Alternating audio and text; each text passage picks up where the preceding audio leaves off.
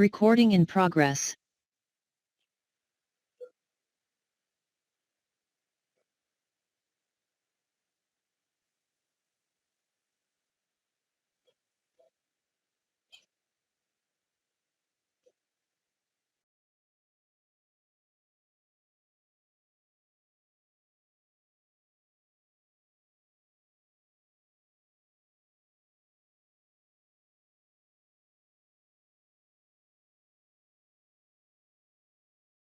මෙහෙට වහිනවා.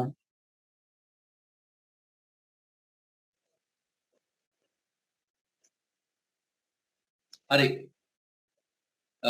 සියලු දෙනාට සුබ උදෑසනක් වේවා කියලා ප්‍රාර්ථනා කරනවා.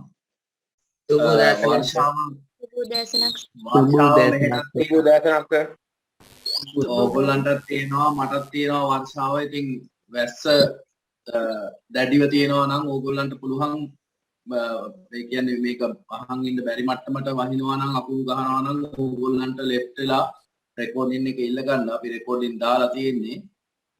එහෙම නැති අය ඉන්න පුළුවන් අය මේකට සහභාගී වෙලා අහගෙන ඉන්න. අද අපි කතා කරන්නේ මොකද දැන් ඕගොල්ලන්ගේ ඉස්කෝලත් ළඟ පටන් ගන්න අදහසක් තියෙනවානේ. ඒ හින්දා ඉක්මනට මේ ඕගොල්ලන්ට මේ අපේ ඔන්ලයින් නොමිලේ පන්තිය හරහා යාදාළ කටයුතු ඉක්මනින් ඉවර කරගන්න. එහෙම නැත්නම් ඉක්මනින් ඕගොල්ලන්ට තොරතුරු ටික ලබා දීම, එහෙම නැත්නම් මේ පාඩම් ටික ඉවර කරගන්න කටයුතු කරන්න. මයික් ඕන් කරලා තියෙන අය ඉස්සෙල්ලා මයික් එක ඕෆ් කරගන්න. තමන්ගේ මයික් එක ඔන් වෙලාද ඕෆ් වෙලාද කියලා පොඩ්ඩක් බලලා ඒක ඕෆ් කරගන්න. අද අපි කතා කරනවා ශ්‍රී ලංකාවේ මහා මැතිවරණ ගැන. ශ්‍රී ලංකාවේ මහා මැතිවරණ. එතකොට ළමයි මොකක්ද මේ මහා මැතිවරණයක් කියලා කියන්නේ? මහා මැතිවරණයක් කියලා කියන්නේ මොකක්ද කියලායි අපි කතා කරන්න යන්නේ. දැන් ලංකාවේ මැතිවරණ ක්‍රම කීපයක් තියෙනවා. ලංකාවේ මැතිවරණ ක්‍රම කීපයක් තියෙනවා. ඉන් එක මැතිවරණයක් තමයි ප්‍රාදේශීය සභාව. ඊළඟට පළාත් සභාව. ඊළඟට පාර්ලිමේන්තු. ඊළඟට ජනාධිපති. ඊළඟට ජනමත විචාරණ. ඔන්න ඔය මැතිවරණ පහ ලංකාවේ තියෙනවා. නැවතත් කිව්වොත් අවශ්‍ය අය ලියා ගන්න. මේකට මම නෝට්ස් දෙන්නේ නැහැ. ඕගොල්ලන්ට ඕන දේවල් ලියා ගන්න. ලංකාවේ මැතිවරණ ක්‍රම ගැන කතා කළොත් ලංකාවේ මැතිවරණ වර්ග පහක් තියෙනවා. එකක් තමයි ප්‍රාදේශීය සභා මැතිවරණය. ප්‍රාදේශ සභා සහ නගර සභා කියලා කියනවා. දෙවෙනි එක තමයි පළාත් සභා මැතිවරණය. තුන්වෙනි එක පාර්ලිමේන්තු මැතිවරණය. ප්‍රාදේශ සභා, පළාත් සභා, පාර්ලිමේන්තු, ඊගාව එක ජනාධිපතිවරණය. ඊගාව එක තමයි ජනමත විචාරණය. ජනමත විචාරණය. දැන් අද අපි කතා කරන්නේ ප්‍රාදේශ සභාවත් නෙමෙයි, පළාත් සභාවත් නෙමෙයි, ජනාධිපතිවරණයත් නෙමෙයි, ජනමත විචාරණයත් නෙමෙයි. අපි කතා කරන්නේ පාර්ලිමේන්තු මැතිවරණ ක්‍රමය. ළමයි ලෝකේ රටවල් දිහා බලනකොට පාර්ලිමේන්තු සම්ප්‍රදාය සහ ජනාධිපති සම්ප්‍රදාය කියන මැතිවරණ ක්‍රම දෙකෙන් එකක් තමයි ලෝකේ රටවල් පාවිච්චි කරන්නේ. පාර්ලිමේන්තුවක් ප්‍රමුඛ ආණ්ඩුවක් තියෙන රටක් හෝ ජනාධිපතිවරයා ප්‍රමුඛ ආණ්ඩුවක් තියෙන රටක් තමයි ලෝකේ රටවල් වල පාවිච්චි වෙන්නේ. නමුත් දැන් උදාහරණයක් විදිහට ගත්තොත් ඇමරිකාව ජනාධිපතිවරයා ප්‍රමුඛ ආණ්ඩුවක් තමයි තියෙන්නේ. බ්‍රිතාන්‍ය අගමැති ප්‍රමුඛ කැබිනට් මණ්ඩලයක් තියෙනවා. හැබැයි අපේ රට ගත්තොත් අපේ රටේ උන් මොකද කරලා තියෙන්නේ? අපේ රට අර අනිත් රටවල් වලට වඩා මේක මේ වේගවත් කරන්න, ඒ කියන්නේ හයිබ්‍රිඩ් කරන්න අපේ රට කලේ කරත්තට හරක් දෙන්නේ බැඳා වේගෙන් දුවන්න. දැන් ඇමරිකාව කියන රට කියන කරත්තට බැඳලා තියෙන්නේ ජනාධිපති කියන හරක විතරයි කියලා හිතන්න. ඉන්දියාවේ බැඳලා ඉන්නේ අගමැති කියන හරක විතරයි. අපේ රටේ ජනාධිපති කියන හරකයි අගමැති කියන හරකයි දෙන්නව කරත්තට බැඳලා. හැබැයි ප්‍රශ්න තියෙන්නේ දෙන්න දෙපැත්තටයි බැඳලා තියෙන්නේ. එක හරකෙක් ඉස්සරහට දුවනකොට අනිත් හරක පස්සට දුවනවා. ඕක තමයි වෙලා තියෙන්නේ. එතකොට කරත්තේ දුවන්නේ නැහැ. රත් රෝද ටික එක තැන කැරකිලා කඩාගෙන වැටෙන මට්ටමේ තමයි දැන් තියෙන්නේ. එහෙමනම් අපි බලමු මේ පාර්ලිමේන්තු මැතිවරණය පවත්වන්නේ කොහොමද කියලා. ඇයි පවත්වන්නේ කියලා කතා කරමු. ළමයි බ්‍රිතාන්‍යයන් 1940-43 විතර වෙනකොට තීරණය කළා ලංකාවට නිදහස ලබා දෙන්න. ඒකට හේතු වෙච්ච දේවල් අපි පාඩමක් තියෙනවා. ඒ පාඩම ඇතුලේ කතා කරනවා. නමුත් දැන් පොඩ්ඩක් නිකම්ම මතක් කරන්නකෝ. බ්‍රිතාන්‍යයේ කම්කරු පක්ෂය බ්‍රිතාන්‍ය පාර්ලිමේන්තුවේ බලය ලබා ගත්තා. අන්නේ කම්කරු පක්ෂයේ තීරණයක් තිබ්බා. කම්කරු පක්ෂය බ්‍රිතාන්‍යයේ දිනුවොත් යටත් විජිත වලට නිදහස ලබා දෙනවා කියලා. අන්නේ හේතුව මත ලංකාව වගේ ඉන්දියාව ලංකාව වගේ රටවල් වලට නිදහස ලබා දෙන්න තීරණය වුණා. ඒ විතරක් නෙමෙයි. පළවන සහ දෙවන ලෝක යුද්ධ අවසන් වීමත් සමගම විශේෂයෙන් දෙවන ලෝක යුද්ධයේ අවසන් වීමත් එක්කලා ඒගොල්ලෝ හදාගත්තා ලෝකේ රටවල් ප්‍රබල රටවල් එකතු වෙලා සංවිධානයක්. ඒකට කියනවා අපි එක්සත් ජාතීන්ගේ සංවිධානය කියලා. එක්සත් ජාතීන්ගේ සංවිධානයට බැඳෙන්න නම් යටත් විජිත තියාගෙන බෑ. ඒ යටත් විජිත වලට නිදහස දෙන්න ඕන. ඒ හින්දා යටත් විජිත වලට නිදහස ලබා දීමට බ්‍රිතාන්‍ය තීරණය කළා. කාරණා දෙකක් යටතේ බ්‍රිතාන්‍ය තීරණය කළා යටත් විජිත වලට නිදහස ලබා දෙන්න. ඉන් එකක් තමයි බ්‍රිතාන්‍යයේ කම්කරු පක්ෂයේ ජයග්‍රහණය කිරීම. අනෙත් එක තමයි එක්සත් ජාතීන්ගේ සංවිධානයට බැඳීමට ඒගොල්ලන් තීරණය කිරීම. මෙන්න මේ කාරණා දෙක පදනම් කරගනිමින් ලංකාවට එවනවා සෝල්බරි කමිටුව. සෝල්බරි සාමිවරයා එක්කලා සෝල්බරි කමිටුව එවලා ලංකාවට නිදහස ලබා දෙන්න පෙර දේශීය නායකයන්ට ලංකාවේ බලතල ලබා දෙන්න තමයි පාර්ලිමේන්තු සම්ප්‍රදායක් හඳුන්වා දෙන්න තීරණය කළේ. ඒ ඇවිල්ලා බ්‍රිතාන්‍ය මේ කමිටුව එවකට තිබුණේ ඩොනමෝර් කොමිසමට යෝජනාව දානවා ලංකාවේ මහමැතිවරණයක් තියලා ලංකාවට පාර්ලිමේන්තු සම්ප්‍රදාය හඳුන්වා දෙන්න. පාර්ලිමේන්තුවක් හඳුන්වා දීලා එතනින් එහාට ලංකාවේ දේශීය නායකයෝ පාර්ලිමේන්තුවට පත් කරන්න කියලා ක්‍රමවේදයක් හඳුන්වා දීමට බ්‍රිතාන්‍යයන් කටයුතු කළා. ඒ හරහා ලංකාවේ නිදහස ලබා ගැනීමට පෙර අපි නිදහස ලබා ගන්න ළමයි 1948 පෙබරවාරි 4 වෙනිදා.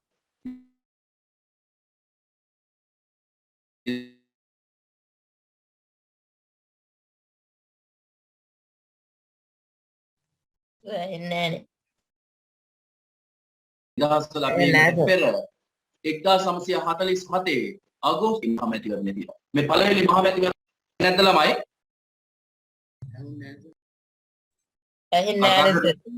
කතා කරන එක ඇහෙන්නේ නැහැ. දැන් ඇහෙනවද? එක්සත් ජාතික පක්ෂය මෙතර වෙලා කතා කරපු එක ඇහුන්නේ නැහැ. නෑ සර් මැදින් පොඩ්ඩක් ඇඩුනේ. right. එක්සත් ජාතික පක්ෂයේ තමයි පළවෙනි අපි කියනවා අග්‍රාමාත්‍යවරයා බිහි කරන්නේ. පළවෙනි අග්‍රාමාත්‍යවරයා බිහි කරලා පළවෙනි මහමැතිවරණය අපි කියනවා 1947 නිදහසට පෙර මහමැතිවරණය කියලා. ළමයි 1978 මහමැතිවරණය ජේ.ආර්. ජයවර්ධන ජන අගමැතිවරයා බවට පත් වුණා. ඊට පස්සේ යා ජනාධිපති ධූරය හදනවා. අන්න එතනින් පස්සේ මහමැතිවරණ ගැන අපි කතා කරන්නේ නැහැ. එතනින් පස්සේ මහමැතිවරණ මේ දැන් අවුරුදු 3කට ඉස්සෙල්ලත් එකක් තිබ්බා. නමුත් අපි කතා කරන්නේ නැහැ. ඕගොල්ලන්ගේ මං හිතන්නේ මේ කිසිම පොතකටවත් ඒ මහමැතිවරණ 78න් පස්සේ දාන්නේ නැහැ. දාන්නේ නැත්නම් එතනින් එහා කතා කරන්න දෙයක් නැහැ. 78න් පස්සේ ඔක්කොම දූෂිත මහමැතිවරණ ඒවා ළමයින්ට උගන්වලා වැඩකුත් නැහැ. පොර වැඩ, වංචාව, දූෂණය ඔක්කොම තියෙන මහමැතිවරණ ටිකක් තමයි 78න් පස්සේ තියෙන්නේ. එහෙනම් 47 ඉඳලා 78 දක්වා මහා මැතිවරණ ටික තමයි ඕගොල්ලන්ගෙන් අහන්නේ. 10 වසරට ඇහුවේ නැති වුණාට 9 වසර අහනවා 11 වසර අහනවා. ඒ නිසා 10 වසර අයටත් මේක වැදගත්. 10 වසරට මහා මැතිවරණ නැති වුණාට 9ටයි 11ටයි මහා මැතිවරණ ටික අහනවා. එහෙමනම් මෙන්න අපි මහා මැතිවරණ වලට මම දෙනවා chart එකක්. ඔය chart එකකින් අපි මහා මැතිවරණ ටික ඉගෙන ගනිමු. ඔයාලට මාව පේන්නේ නැති වෙයි. chart එකක් පෙනෙයි. මෙන්න මේ chart එක ඇඳ ගන්න. මෙන්න මේ විදිහට chart එකක් ඇඳ ගන්න. බලන්න.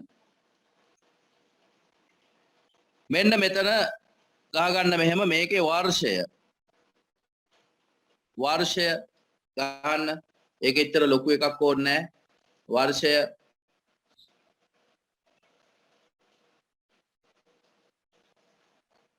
ඊළඟට මේකේ ජයග්‍රාහී පක්ෂය දෙවෙනි එක ජයග්‍රාහී පක්ෂය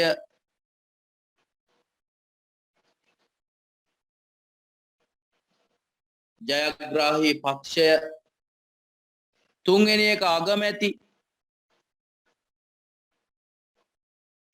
කවුද අගමැති කියලා තුන්වෙනි එක හතරවෙනි එක විශේෂ ලක්ෂණ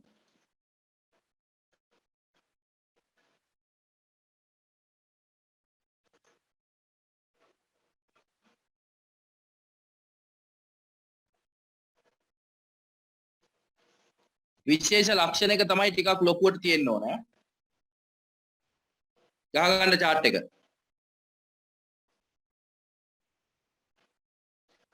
වර්ෂය ජයග්‍රාහී පක්ෂය අගමැතිවරයා විශේෂ ලක්ෂණ වර්ෂය ජයග්‍රාහී පක්ෂය අගමැතිවරයා විශේෂ ලක්ෂණ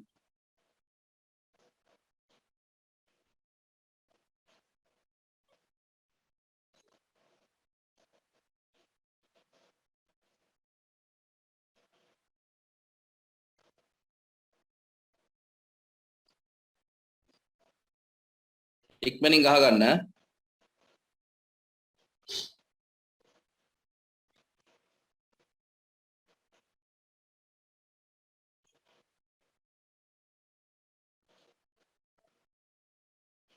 හරිද ළමයි බලන්න කියන්නේ ගහගත්තද කියලා chart එක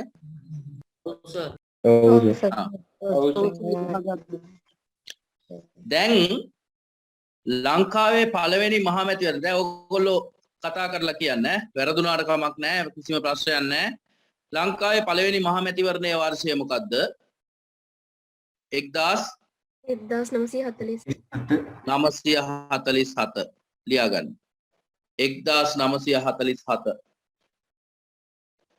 1947 පළවෙනි එක පක්ෂය මොකද්ද පළවෙනි මහා මැතිවරණය එක්සත් ජාතික පක්ෂය එක්සත් ජාතික පක්ෂය එක්සත් ජාතික පක්ෂය එජාප එක්සත් ජාතික පක්ෂය අගමැතිවරයා ලංකාවේ ප්‍රථම අග්‍රාමාත්‍යවරයා ඩී.එස්. සේනානායක ඩී.එස්. සේනානායක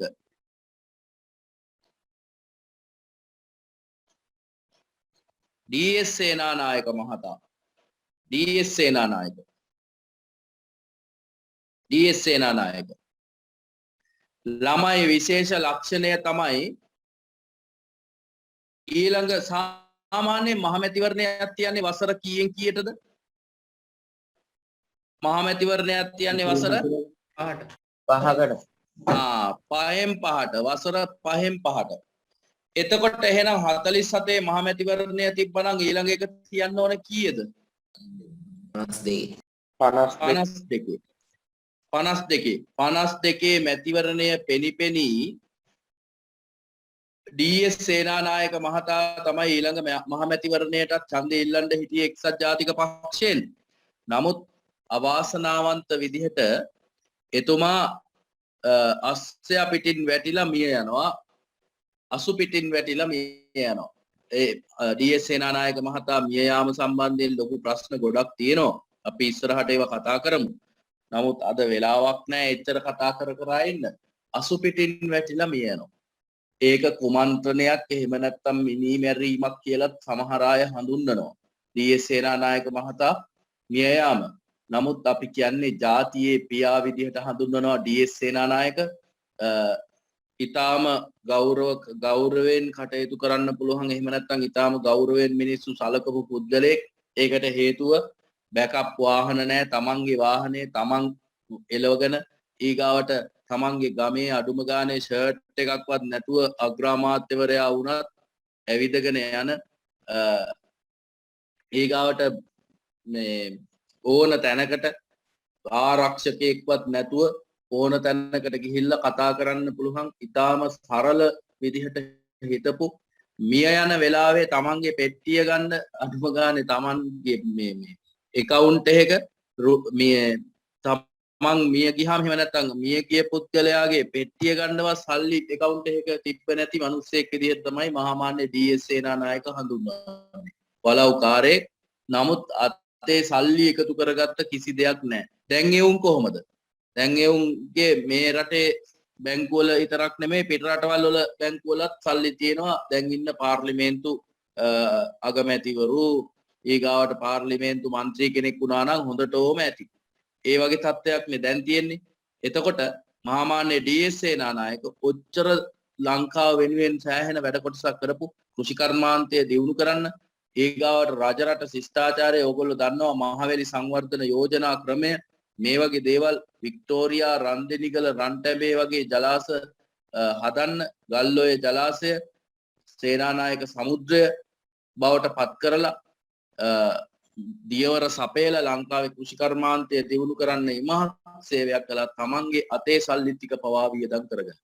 හැබැයි ප්‍රශ්නේ තියෙන්නේ ඊළඟ මැතිවරණය පෙනිපෙනී ඩී.එස්. සේනානායක මහතා මිය යනවා 1949 මිය යනකොට ඒ වෙනුවට තව අවුරුද්දක් දෙකක් ලංකාව පාලනය කරන්න වෙනවා. ඒ වෙනුවට එවකට හිටපු අග්‍රාණ්ඩුකාරවරයා ඩී.එස්. සේනානායකගේ පුතා හිටියා ඩඩ්ලි සේනානායක අගමැතිවරයා වශයෙන් පත් කළා. එහෙනම් විශේෂ ලක්ෂණය ලියන්න එහා පැත්තේ ඩී.එස්. සේනානායක මහතාගේ මිය යාම නිසා ඩඩ්ලි සේනානායක අගමැති ධූරයට පත් විය. විශේෂ ලක්ෂණය ලියන්න ඩී.එස්. සේනානායක මහතාගේ මිය යාම නිසා ඩඩ්ලි සේනානායක අගමැති ධූරයට පත් විය. විශේෂ ලක්ෂණය ඩී.එස්. සේනානායක මහතාගේ මිය යාම නිසා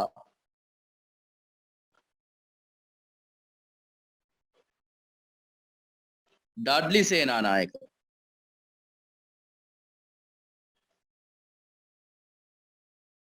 අගමැති ධූරයට පත් විය. ඔන්න පළවෙනි මැතිවරණය ඉවරයි.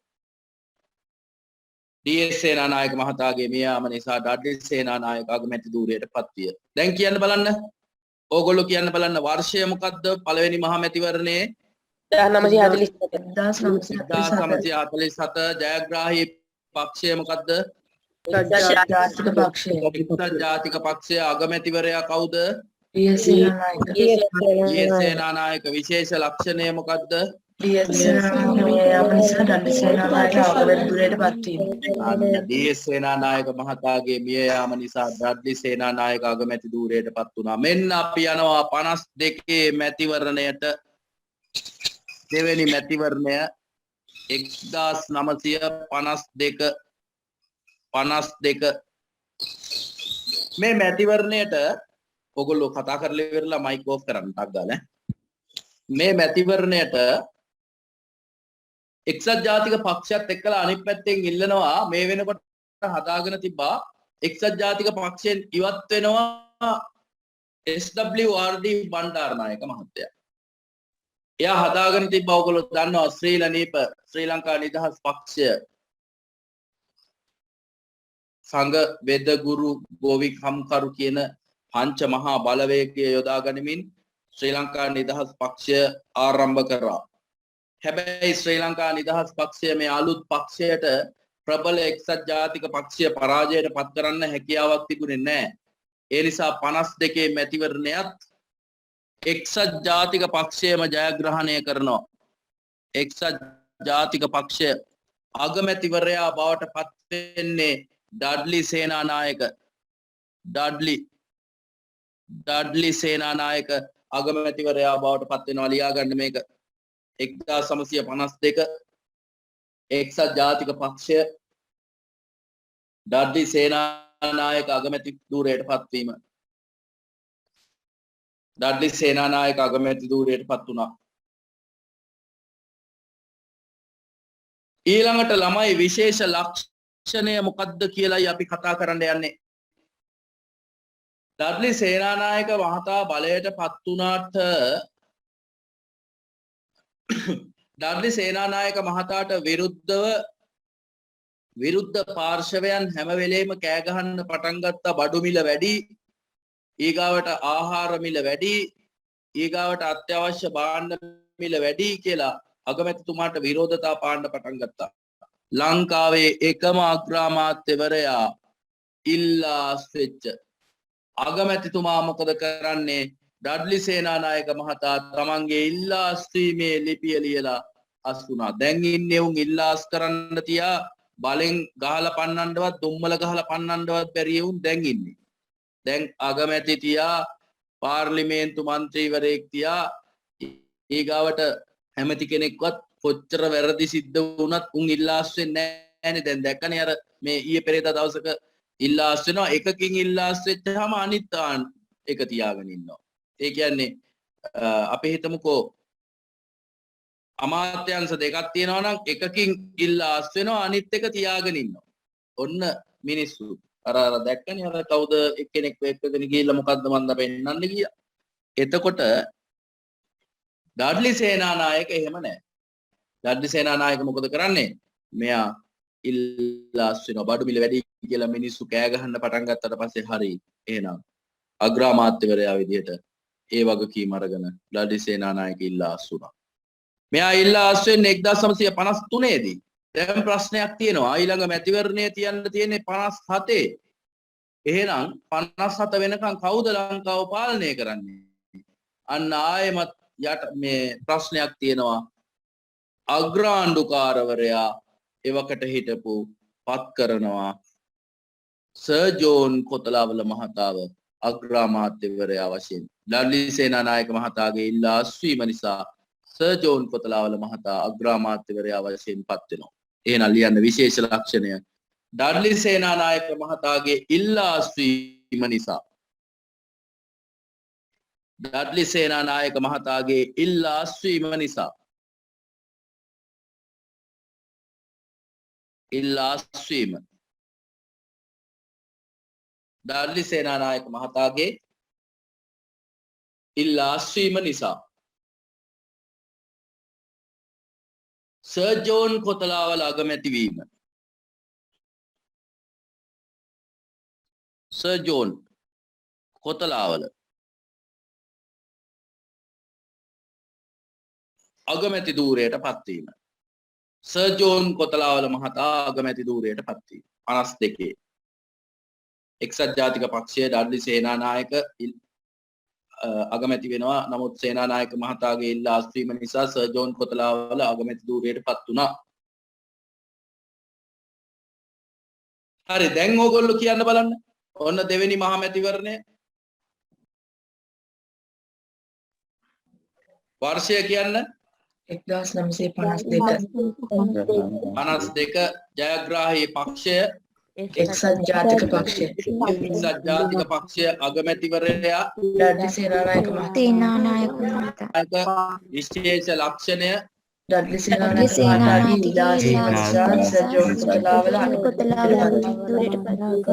ඩඩ්ලි සේනානායක මහතාගේ ඉල්ලාස් වීම නිසා සර් ජෝන් කොතලාවල මහතා අගමැති ධූරයට පත් වීම. අපි යනවා මෙන්න ඊළඟ කොටසට. හතරක් මම බෙදලා ගහන්නම්. දැන් තුන්වෙනි මහා මැතිවරණය. වර්ෂය තමයි 1956. 57 තියන්න තිබ්බට අවුරුද්දක් කලින් තියෙනවා. 56. ජයග්‍රහණය කරන්නේ බණ්ඩාරනායක මහත්තයාගේ ජයග්‍රහණය කරන්නේ බණ්ඩාරනායක මහත්තයා හදාගත්ත පක්ෂය එක්සත් ජාතික පක්ෂය. හැබැයි මේ එක්සත් ජාතික පක්ෂය නෙමෙයි ශ්‍රී ලංකා නිදහස් පක්ෂය. හැබැයි ශ්‍රී ලංකා නිදහස් පක්ෂය තනි පක්ෂයක් විදිහට නෙමෙයි තරඟ කළේ. එයාලා පක්ෂ කිහිපයක එකතුවක්. භාෂා පෙරමුණ, ඊළඟට ශ්‍රී ලංකා නිදහස් පක්ෂය, ඊළඟට මහජන එක්සත් පෙරමුණ වගේ ඔවගේ පක්ෂ කිහිපයක් එකතු කරගෙන මේගොල්ලෝ මැතිවරණයට එනවා පෙරමුණක් විදිහට. පෙරමුණක් කියන්නේ පක්ෂ කිහිපයක එකතුවක්. ඒකේ ප්‍රධානතම පක්ෂය තමයි ශ්‍රී ලංකා නිදහස් පක්ෂය බණ්ඩාරනායක මහත්තයාගේ. එක්සත් ජාතික පක්ෂය පරාජයට පත් කරමින් ඕකට අපි කියනවා 56 මැතිවරණ පෙරළිය කියලා. 56 මැතිවරණ පෙරළිය. ඔව් අවුරුද්දක් කලින් තමයි මැතිවරණය තියන්නේ. මේ සංඝ වේද ගුරු ගෝවි කම්කරු කියන පංච මහා බලවේග යොදා ගනිමින් අත්තනගල්ලෙන් නිට්ටඹුවේ අත්තනගල්ල කියන ඡන්ද කොට්ටාසය උපයෝගී කරගනිමින් SWRD බණ්ඩාරනායක, SWRD කියලා කියන්නේ Solomon west Ridgeway Dias Bandaranaike කියන එක ඔන්න ලියා ගන්න කොහරි. SWRD කියන්නේ Solomon west Ridgeway Dias Bandaranaike. මේ SWRD බණ්ඩාරනායක මහත්තයා ප්‍රබල එක්සත් ජාතික පක්ෂය පරාජයට පත් කරමින් මහජන එක්සත් පෙරමුණ ජයග්‍රහණය කරනවා. එහෙනම් ලියන්න මහජන එක්සත් පෙරමුණ. මහජන එක්සත් පෙරමුණ ජයග්‍රහණය කරන්නේ මහජන එක්සත් පෙරමුණ.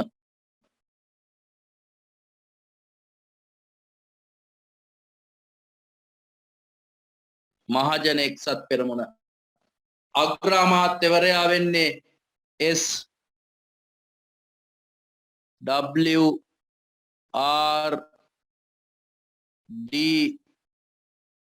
බණ්ඩාරනායක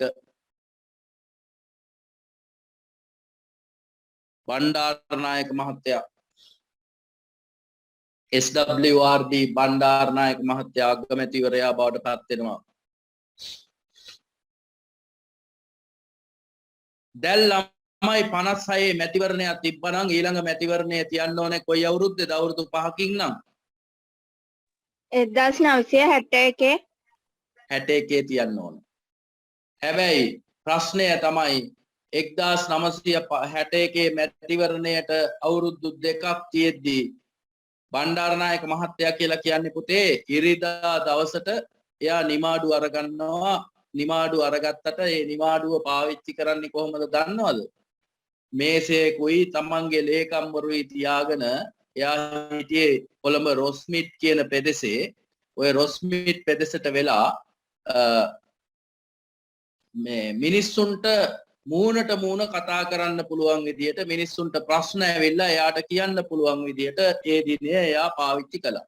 මිනිස්සු ඇල නොකැඩී පොලිමේ ඇවිල්ලා අගමැතිවරයා හම්බෙලා තමන්ගේ ප්‍රශ්නය අගමැතිවරයාටම ඉදිරිපත් කරනවා. ඉතින් ඒ වගේ සරල අග්‍රාමාත්‍යවරයෙක්. හිතන්නකෝ දැන් අගමැතිවරයා අපිට හම්බෙන්න යන්න පුළුවන්ද? දකින්නවත් පුළුවන්ද? නමුත් කිසිම ගාඩ් එකක්වත් නැතුව, ආරක්ෂාවල් නැතුව මිනිස්සු එක්කලා කතා කරමින් අග්‍රාමාත්‍යවරයා එක්කලා මූණට මූණ හම්බෙලා කතා කරන්න හැකියාව තිබුණා. ඔන්න ඒකේ ප්‍රතිඵලයක් විදිහට අපේ මොකද කරේ? අපේ මිනිස්සු එකෙක් යනවා සිවුරක් දාගෙන චීවරධාරියෙක් විදිහට ගිහිල්ලා සිවුරාසේ තුවක්කුවක් ගහගෙන ගිහිල්ලා බණ්ඩාරනායක මහත්තයාගේ ඔළුවටම වෙඩි 3ක් තියෙනවා. බණ්ඩාරනායක මහත්තයා මොකද හාමුදුරු කෙනෙක් ආපුවාම මෙයා නැගිටලා හාමුදුරන්ට හිස නමලා ආචාර කරන්න ගිහිල්ලා එතන හාමුදුරුවෝ ගාවට ගිහිල්ලා වඳිනවා. වඳිනකොට ඔළුවටම වෙඩි තියෙනවා. බණ්ඩාරනායක මහත්තයා බලන්න මෙච්චර හිටපු බණ්ඩාරනායක සම්මන්ත්‍රණ ශාලාව, බණ්ඩාරනායක ගුවන් තොටුපළ මේ වගේ වැදගත් දේවල් නිර්මාණය කරපු අවුරුදු 3ක්වත් පාලනය කරන්න හම්බෙච්ච නැති අද තාම අපි කියන්නේ ආසියාවේ රිදී සීනුව කියලා කියන්නේ. ආසියාවේ රිදී සීනුව කියන අන්වර්ථ නාමයෙන් තමයි බණ්ඩාරනායක මහත්තයා හඳුන්වන්නේ. ඉතින් එහෙම කෙනාට අපේ මිනිස්සු මොකද කළේ? 1956 වෙඩි තියලා මරලා දැම්මා. අන්න දැන් ප්‍රශ්නයක් එතන ඉඳලා වසර දෙකක් රට පාලනය කරන්න කෙනෙක් ඕනේ. අග්‍රාණ්ඩුකාරවරයා විසින් ඔන්න දානවා එක්කෙනෙක්ව W දහනායක මහතා පත් කරනවා ලංකාවේ අගමැතිවරයා වශයෙන් වසර කිහිපයකට. එහෙනම් ලියන්න විශේෂ ලක්ෂණ 1956 බණ්ඩාරනායක මහතාගේ මිය යාම නිසා. විශේෂ ලක්ෂණය බණ්ඩාරනායක මහතාගේ මිය යාම නිසා. W දහනායක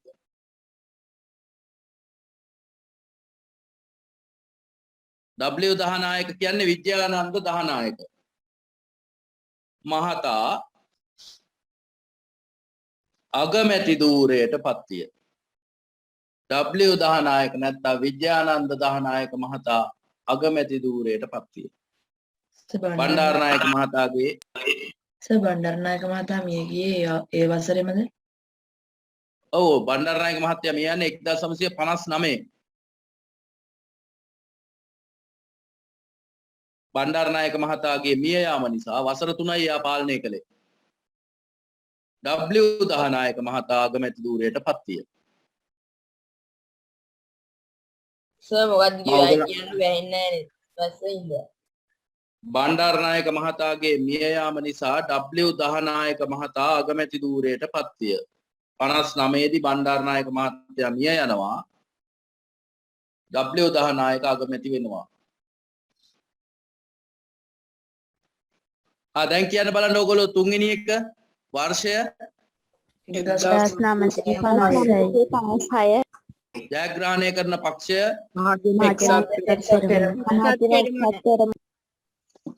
ජයග්‍රහණය කරන නායක අගමැතිවරයා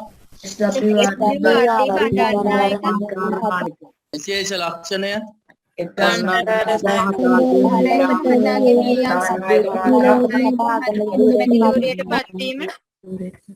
හරි මෙන්න එහෙනම් හතරවෙනි මහමැතිවරණය ලංකාවේ කියන්න ඕනේ කවද්ද 56 තිබ්බනම්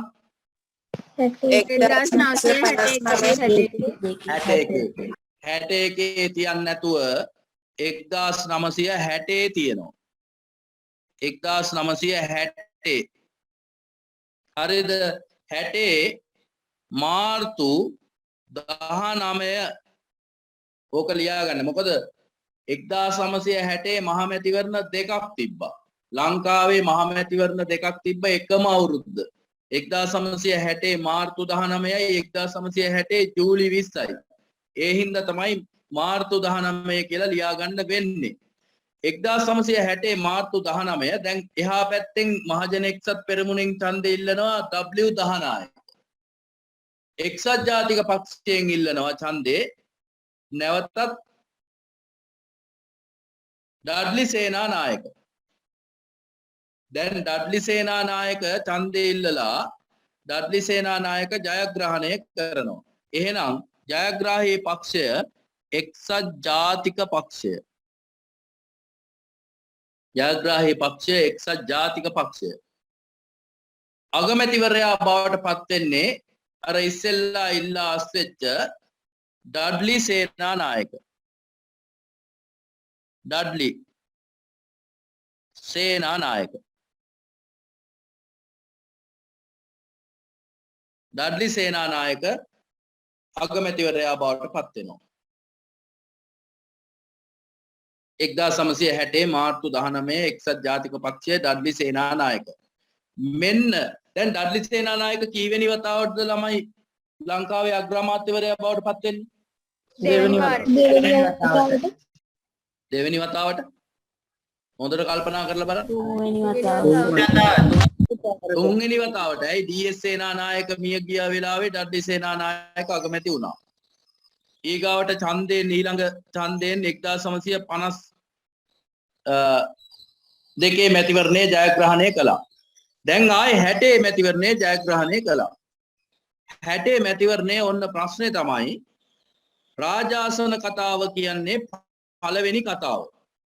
පළවෙනි කතාව රාජාසන කතාව පාර්ලිමේන්තුවට ඇවිල්ලා පළවෙනි දවසේ කරන කතාවට කියන්නේ රාජාසන කතාව දැන් නම් ඕකට කියනවා මේ රාජාසන කතාව නෙමේ මංගල සැසිවාරය කියලායි දැන් හඳුන්වන්නේ රාජාසන කතාව පරාජයට පත් වුණොත් අගමැති ප්‍රමුඛ කැබිනට් මණ්ඩලයම ඉල්ලා අස්වෙන්න ඕනේ. ඉල්ලා අස්වෙලා නැවත මහමැතිවරණයක් තියන්න වෙනවා. බලන්නකො ඩඩ්ලි සේනානායකගේ කරුමේ කියන්නේ රාජාසන කතාව තමන්ගේ පක්ෂයේ වුණුත් පරාජයට පත් කළා. දැන් අගමැති ප්‍රමුඛ කැබිනට් මණ්ඩලයම ඉල්ලා අස්වෙන්න ඕනේ. එහෙනම් ඩඩ්ලි සේනානායක ප්‍රමුඛ අගමැති මණ්ඩලයම ආයෙමත් ඉල්ලා අස්වෙන්න සිද්ධ වුණා. ඉස්සෙල්ලා පාර ඩඩ්ලි සේනානායක ඉතරනේ ඉල්ලා අස්ුනේ. දැන් මුළු කැබිනට් මණ්ඩලයටම ඉල්ලා අස්වෙන්න සිද්ධ වුණා. කැබිනට් මණ්ඩලය ඉල්ලා අස්වෙනවා කියන්නේ නැවත මහමැතිවරණයක් කියන්න සිද්ධ වෙනවා.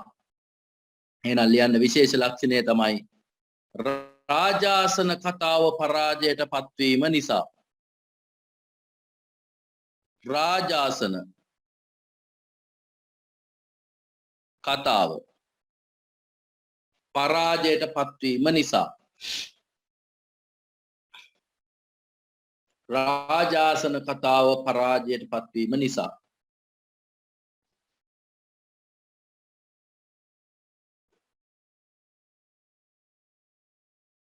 රාජාසන කතාව පරාජයට පත්වීම නිසා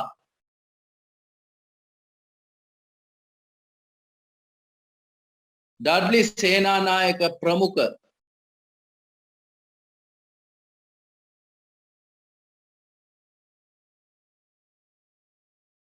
ඩඩ්ලි සේනානායක ප්‍රමුඛ අමාත්‍ය මණ්ඩලයටම ඉල්ලා අස්වීමට සිදුවිය. රාජාසන කතාව පරාජයට පත්වීම නිසා ඩඩ්ලි සේනානායක ප්‍රමුඛ අමාත්‍ය මණ්ඩලයටම ඉල්ලා අස්වීමට සිදුවිය. අමාත්‍ය මණ්ඩලයටම ඉල්ලා අස්වීමට සිදුවිය. හරි ඕගොල්ලෝ කියන්න බලන්න. රාජාසන කතාව කියන එක ගැන පොඩි පැහැදිලි කිරීමක් කරන්නලු. කලබල වෙන්න එපා. ඊළඟ දවසක කරනවා. ඒක ටිකක් මේ විනාඩියකින් දෙකකින් කරන්න පුළුවන් එකක් නෙමෙයි. අපි ඉස්සරහට ඕගොල්ලන්ට වෙලාව දාගෙන රාජාසන කතාව කියන්නේ සාමාන්‍යයෙන් කිව්වොත් රාජාසන කතාව කියලා කියන්නේ අගමැතිතුමා තමන්ගේ පක්ෂයේ ප්‍රතිපත්ති ප්‍රකාශනය ඉදිරිපත් කරනවා පළවෙනි දවසේ. ඒකට පක්ෂද විපක්ෂද කියලා අත උස්සලා ඡන්දයක් පාවිච්චි කරන්න තියෙනවා. ජයග්‍රාහී පක්ෂයේ වුණොත් අකමැති කියලා අත ඉස්සුවා. එතකොට රාජාසන කතාව පරාජයට පත් වෙනවා. එතකොට නැවත මැතිවරණයක් තියන්න වෙනවා. ඒ නිසා ඔන්න නැවත මැතිවරණයකට යනවා. ඇහෙන්නේ නැත්තේ පුතේ මේ ඕගොල්ලන්ගේ සිග්නල් එහෙම මෙහෙන් අවුට් යනවා ඇති. එතකොට ඉතින් ඇහෙන්නේ නැතුව යනවා. පොඩ්ඩක් ඒක කලබල නැතුව රෙකෝඩින් එක හරි බලලා හදාගන්න. ඊළඟ කොටසට යනවා මෙන්න. ඊළඟ මැතිවරණය බලන්න. මෙන්න ගාගත්තා. දැන් කීවෙනි මැතිවරණයද? 47 තිබ්බා. අන්න හරි. 1965 නෙමෙයි 1960ේම තව එකක් තියන්න වුණා. මෙන්න බලන්නකෝ 1960 ජූලි 19 20 ජූලි 20 1960 ජූලි 20 ජූලි 20 මයික් ඕෆ් කරගන්න. 1960 ජූලි 20 1960 ජූලි 20 ළමයි මැතිවරණයට එන්නේ ඉස්සෙල්ලා වගේම මහජන එක්සත්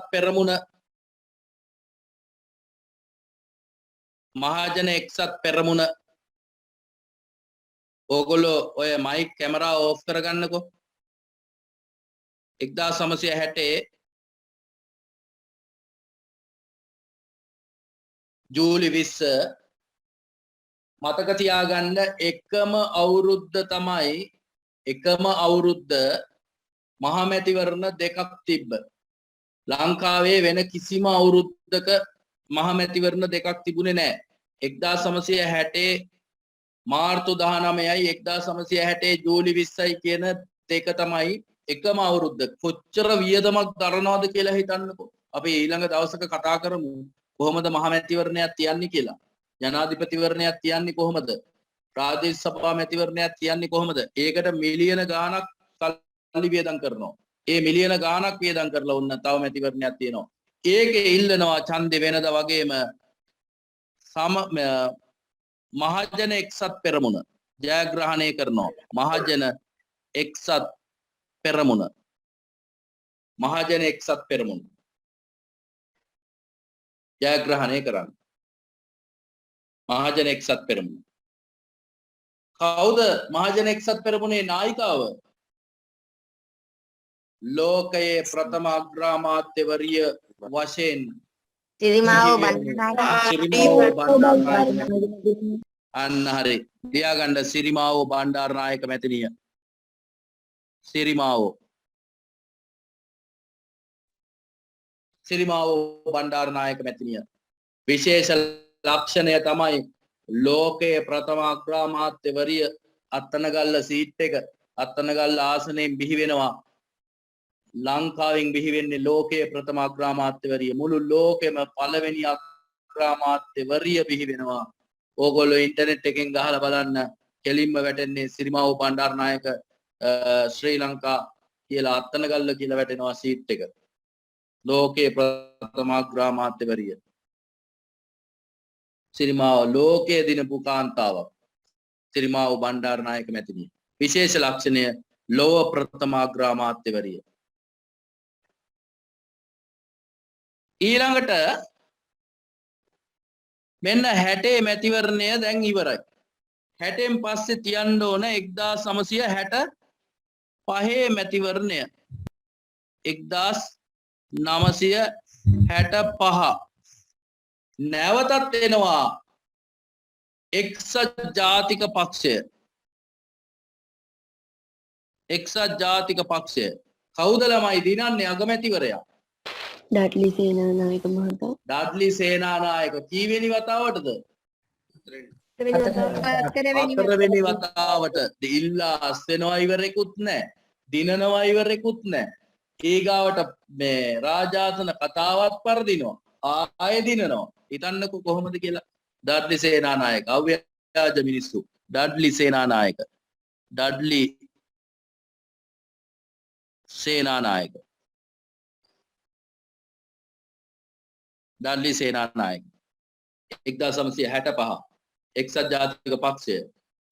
ඩඩ්ලි සේනානායක විශේෂ ලක්ෂණයක් කියලා ඉතින් කියන්න තියෙන්නේ මේ සැරේ තමයි මෙයා වසර 5ම පාලනය කළා.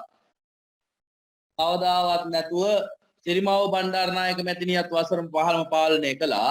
ලංකාවේ පළවෙනි වතාවට කාන්තාවක් තමයි හැලහැප්පීම් නැතුව වසර හැලහැප්පීම් තිබ්බ ගොඩක්. නමුත් වසර 5ම පාලනය කළා. ඊට පස්සේ ඩඩ්ලි සේනානායක වසර 5ම පාලනය කළා. ඉතින් මේක විශේෂ ලක්ෂණය කියලා ඉතින් ලියන්න තියෙන්නේ. ඕගොල්ලෝ නම් ලියන්න මොකක්වත් ඉඩ නැති නිසා වසර 5ම පාලනය කළේ කියලා. ඩඩ්ලි සේනානායක 1965 එක්සත් ජාතික පක්ෂය වසර 5ම පාලනය කළේ. වසර 5ම පාලනය කළා.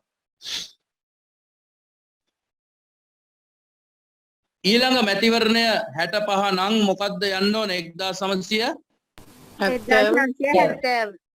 70. කවුද දිනන්නේ 70? 70 දිනන්නේ කවුද? කවුද දිනන්නේ? මහජන එක්සත් පෙරමුණ ඒ වෙනකොට හදාගෙන තියෙනවා සමගි පෙරමුණ කියලා. මහජන එක්සත් පෙරමුණ ඒ වෙනකොට හදාගෙන තියෙනවා නම සමගි පෙරමුණ කියලා. එතකොට මේකේ ජයග්‍රාහී පක්ෂය ශ්‍රී ලංකා නිදහස් පක්ෂයම තමයි. නමුත් මේක හදාගෙන තිබ්බ ඒගොල්ලෝ සමගි පෙරමුණ කියලා. එහෙනම් ලියා ගන්න සමගි පෙරමුණ. සමගි. වරහන් ඇතුලේ ලියා ගන්න ශ්‍රීලනීප කියලා. ශ්‍රී ලංකා නිදහස් පක්ෂය තමයි ප්‍රධාන පක්ෂය. ශ්‍රී ලංකා නිදහස් පක්ෂය. ශ්‍රී ලංකා නිදහස් පක්ෂය. වරහන් ඇතුලේ යන්නේ. ප්‍රධාන පක්ෂය ජයග්‍රහණය කරන්නේ නැවතත් සිරිමාවෝ බණ්ඩාරනායක මැතිනිය. දෙවන වතාවට සිරිමාවෝ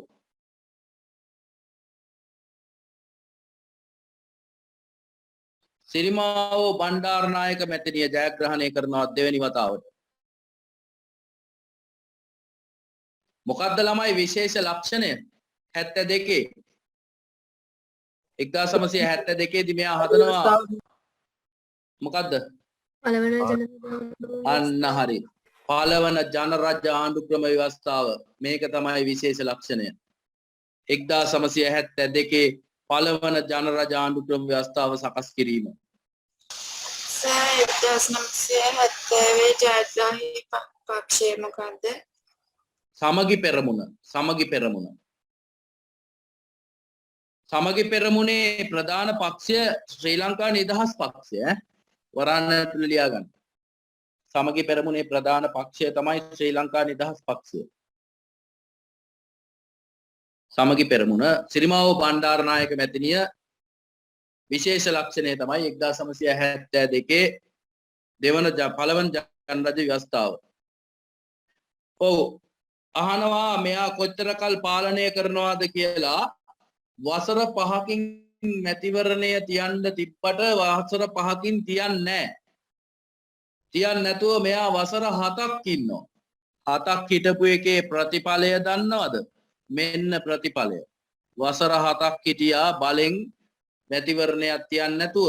ඒකේ ප්‍රතිඵලය 1977 මැතිවරණය තියෙනවා. 77 බණ්ඩාරනායක මැතිනිය පරදිනවා නහුතෙට. පරදිනවා කියලා කියන්නේ රට විනාශ වෙන්න බලපාපු එක හේතුවක්. දිනන්නේ එක්සත් ජාතික පක්ෂය. එක්සත් ජාතික පක්ෂය. ඔන්න දිනනවා. කවුද දිනන නායකයා? ජේ.ආර්. ජයවර්ධන. අන්න හරි. අර කතාවක් තිබ්බල්නේ ජේ.ආර්. රට දෙන්නත් එපා දීලා ගන්නත් එපා කියලා. එතනින් එහා අපිට ගන්න දෙයක් ඉතුරු වුණේ නැහනේ. J R. Jayewardene. J R. Jayewardene. J R. Jayewardene 1977 6න් 5ක පාර්ලිමේන්තුවේ 6න් 5ක් ජේ.ආර්. හිතන්නකෝ 6න් 5ක් අනිත් පක්ෂ වලට තියෙන්නේ 6න් 1යි. කොච්චර බලයක් තියෙනවද කියලා හිතන්න. එහෙනම් එයා ඒ බලය උපයෝගී කරගනිමින් හදන ආණ්ඩු ක්‍රම ව්‍යවස්ථාවක් මොකක්ද හදන්නේ?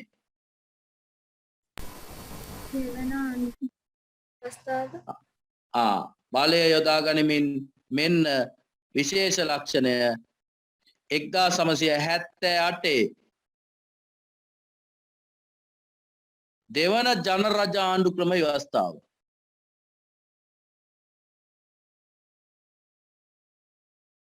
දෙවන ජනරජ ආණ්ඩු ක්‍රම ව්‍යවස්ථාව නිර්මාණය කිරීම. 1978 දෙවන ජනරජ ආණ්ඩු ක්‍රම ව්‍යවස්ථාව නිර්මාණය කිරීම. 78 දෙවන ජනරජ ආණ්ඩු ක්‍රම ව්‍යවස්ථාව නිර්මාණය කිරීම. දෙවන ජනරජ ආණ්ඩු ක්‍රම ව්‍යවස්ථාව නිර්මාණය කිරීම. හරි. එහෙමනම් 78න් පස්සේ ළමයි ඕගොල්ලන්ට කිසිම වෙලාවක අහන්නේ නැහැ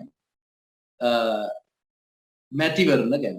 එතනින් එහා මැතිවරණ කියන්නේ ඔක්කොම හොර බොරු වංචා දූෂණ සිදු වෙච්ච මැතිවරණ. දැන් ඉන්න පාර්ලිමේන්තුවේ ඉන්නේ උන් එක්කලා දිහා බලනකොට ගත යුත්තක් ඇත්තෙම නෑ මට නම්. ඉතින් ඒ නිසා ඔය මැතිවරණ ටික 47 ඉඳලා 78 දක්වා මැතිවරණ ටික ළමයි හොඳට කටපාඩම් කරගන්න. ඔය chart එක ගහගෙන තියාගන්න. මොකක්ද අහන්නේ? ජේ.ආර්.ට දෙන්න එපා දීලානට ගන්න එපා. ඕගොල්ලන්ගේ මයික් ඕෆ් කරගන්නකෝ. රෙකෝඩිනුත් යනවා. තමන්ගේ ගෙවල් වල ඈ ගහන ඒවා, අඬන ඒවා, වැළපෙන ඒවා, දුක් ගැනවිලි ඔක්කොම රෙකෝඩ් වෙනවා ඈ. තමන්ගේ නමත් එක්කලම රෙකෝඩ් වෙන්නේ.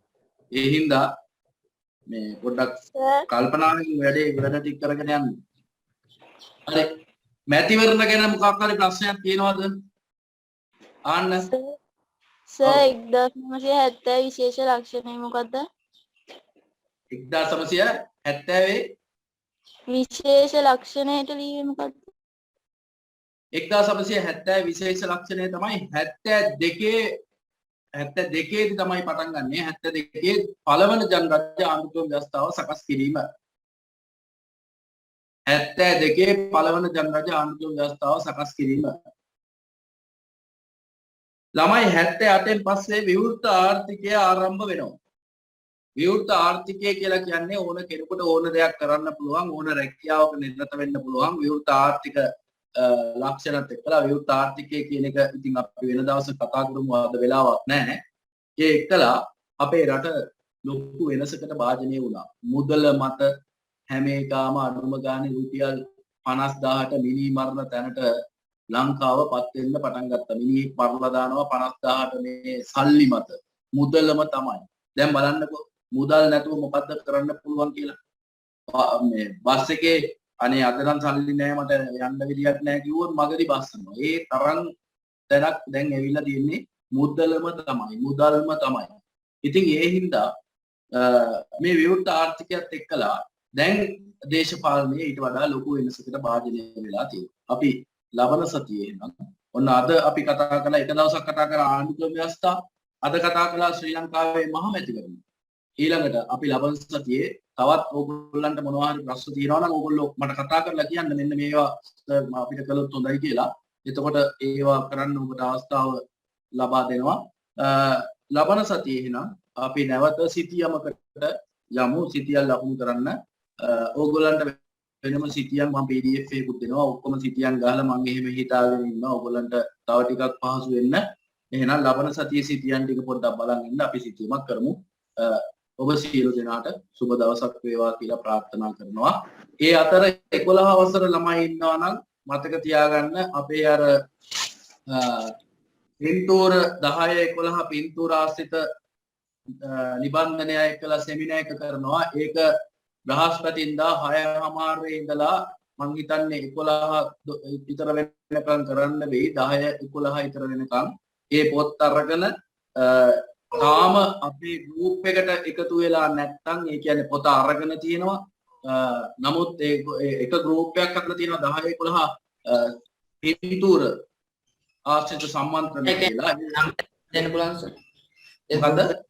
ඒ ගෲප් එකේ නම්බර. ඔය ඒ ගෲප් එකේ පුතේ මෙහෙමයි. ඒකට ගියාට වැඩක් නැහැ මේ පොත නැතුව.